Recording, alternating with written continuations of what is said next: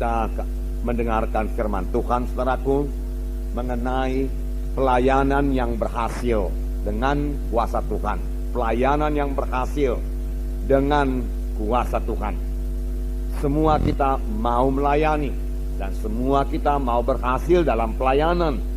Dan Tuhan, saudaraku, memberikan kelengkapan kepada kita, yaitu melayani dengan kuasa Roh Tuhan.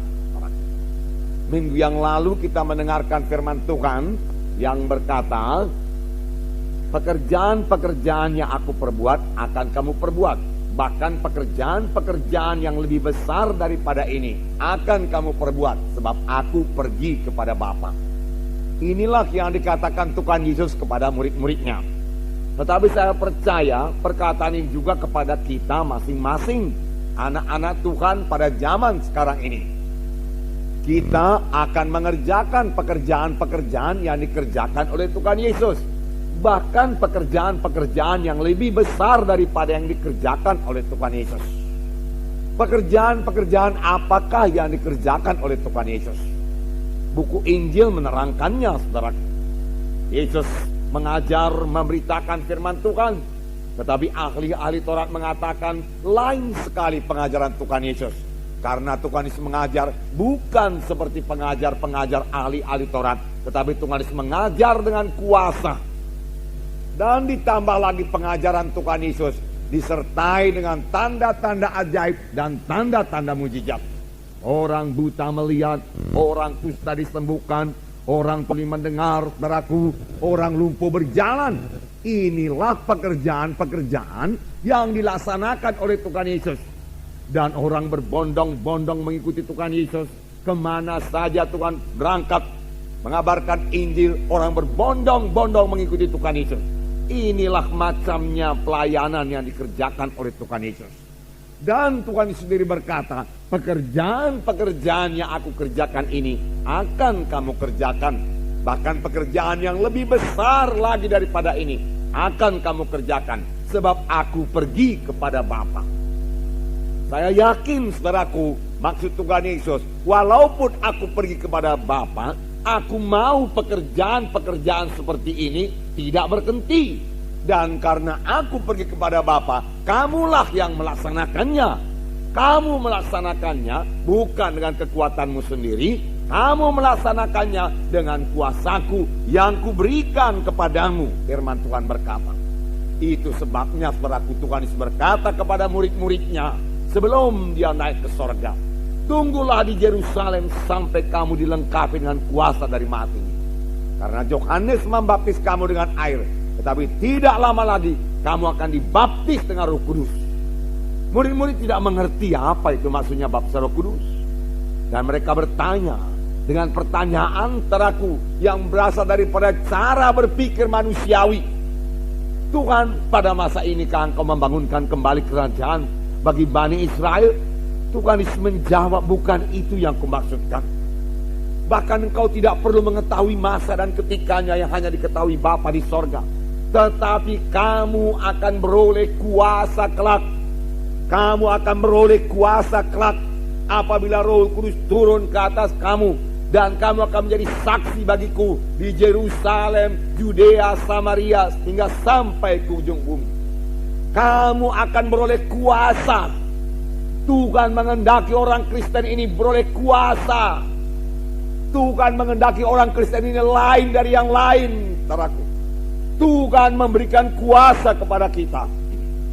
Kuasa apakah ini, saudaraku? Yaitu kuasa Tuhan, kuasa Roh Kudus, saudaraku. Walaupun murid-murid Tuhan Yesus sudah 3,5 tahun lamanya diajari oleh Tuhan Yesus, Tuhan Yesus masih mengatakan kepada murid-murid ini, kamu perlu kuasa. Oleh sebab itu kamu jangan berangkat dulu menginjil.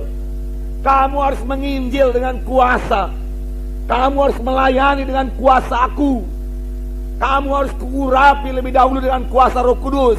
Barulah kamu jadi saksiku di Yerusalem, Yudea, Samaria, sehingga sampai ke ujung dunia ini. Saudaraku, kuasa Roh Kudus ini, kuasa Tuhan ini sudah tersedia bagi kita semuanya, saudaraku. Kita semua bisa melayani dengan dengan kuasa Tuhan. Dan ini memang kehendak Tuhan. Karena kalau kita melayani bukan dengan kuasa Tuhan, kita tidak akan berhasil. Minggu yang lalu kita dengarkan firman Tuhan, bahwasanya kuasa Tuhan ini tidak bisa digantikan dengan kuasa apapun juga. Kuasa Roh Kudus tidak bisa diganti dengan kuasa apapun juga, dengan metode apapun juga. Saudaraku, tidak bisa mengambil tempat kuasa Roh Kudus ini, saudaraku. Dan kalau kita melayani dengan kuasa Roh Kudus, kita akan beroleh hasil yang sama seperti yang diperoleh oleh Tuhan Yesus, seperti yang diperoleh oleh murid-murid, seperti yang dipunyai oleh sidang pertama yang melayani dengan kuasa Roh Kudus. Hasilnya juga luar biasa. Kita akan membaca Kisah Rasul pasal 4, bagaimana sidang pertama yang berhasil melayani, dan mereka melayani dengan kuasa Tuhan. Di sini kita melihat, saudaraku, pelayanan Petrus dan Yohanes dengan kuasa Tuhan, sehingga 5.000 orang bertobat, saudaraku. Dan ini menyebabkan, saudaraku, imam-imam besar, ahli-ahli Taurat, tua-tua orang Yahudi, saudaraku, marah semuanya dan melarang Petrus dan Yohanes untuk mengabarkan Injil. Tetapi dan Yohanes berkata, tidak mungkin bagi kami untuk berhenti mengabarkan Injil. Petrus dan Yohanes menang menghadapi tantangan-tantangan itu semua. Kita melihat pelayanannya yang berkuasa, pelayanan Petrus dan Yohanes yang berkuasa, karena diurapi oleh Roh Kudus. Puji Tuhan, luar biasa kuasa Tuhan. Kita melihat, saudaraku, pelayanan Petrus dan Yohanes yang sangat berhasil, saudaraku. Dan nanti akan kita lihat bahwasanya mereka ini melayani dengan kuasa Tuhan. Mereka penuh dengan Roh Tuhan. Pada waktu mereka mulai berbicara, tentu yang dibicarakan mereka adalah Injil Yesus Kristus. 5.000 orang laki-laki bertobat.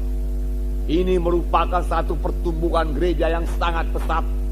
Sekarang ini pun masih jarang-jarang kejadian.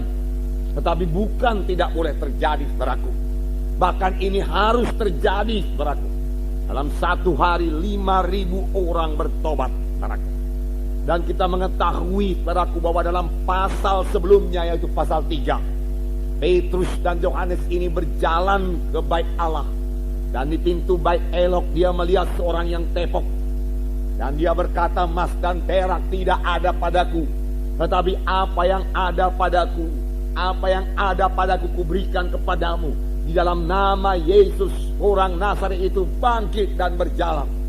Lalu dia memegang tangan orang itu, membangkitkan orang itu, dan orang itu berjalan, saudaraku. Apa yang ada padaku, apakah yang ada pada Petrus? Petrus memiliki kuasa Tuhan. Kuasa apakah itu? Kuasa Roh Kudus, saudaraku. Di dalam nama Yesus bangkit dan berjalan. Lalu, saudaraku, orang-orang dalam bait Allah menjadi heran. Lalu Petrus memberitakan Injil yang sebahagian kita dengar dalam pasal 4 ini. Dan akibatnya 5.000 orang bertobat. Sidang pertama sama sekali tidak punya gedung gereja, saudaraku. Tidak, saudaraku. Bahkan mereka tidak punya peralatan-peralatan modern seperti yang kita punya sekarang. Tetapi satu perkara yang pasti, mereka memiliki kuasa Roh Kudus di dalam hidup mereka dan di dalam pelayanan mereka. Sebagai akibatnya gereja berkembang dengan pesat, saudaraku. Tetapi Roh Kudus bukan hanya bagi sidang pertama saja, saudaraku. Saudara, pada zaman akhir ini Roh Kudus sudah sangat luber dicurahkan, saudaraku. Oleh sebab itu, apa yang dikatakan Tuhan Yesus, apa yang disuruh oleh Tuhan Yesus, kita akan mengerjakan pekerjaan-pekerjaan yang besar. Bisalah kita kerjakan sekarang ini, saudaraku. Karena Roh Kudus yang sama, yang menyertai Yesus, yang mengurapi Yesus, sehingga Yesus bisa melayani, adalah Roh Kudus yang sama, yang menyertai sidang pertama, yang menyertai ke-12 rasul, adalah Roh Kudus yang sama yang bekerja sekarang ini, memimpin kita, mengurapi kita untuk mengerjakan pekerjaan Tuhan.